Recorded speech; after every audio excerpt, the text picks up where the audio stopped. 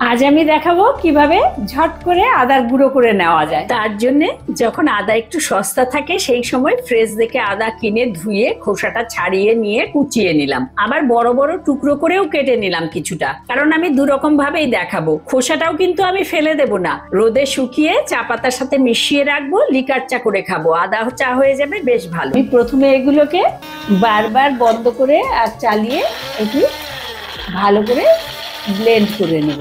বড় টুকরোগুলোকে ব্লেন্ড করে আদাটা একটা থালায় মেলিয়ে রোদে শুকাবো।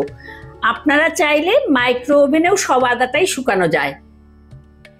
এবার মশারি ঢাকা দিয়ে দেব, নাতনির ছোটবেলার মশারি।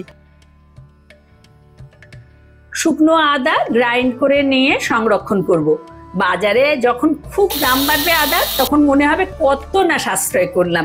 এই দেখুন আদা গুঁড়ো করা হয়ে গেছে। এখন এটাকে আমি নরমাল ফ্রিজে রেখে দেব।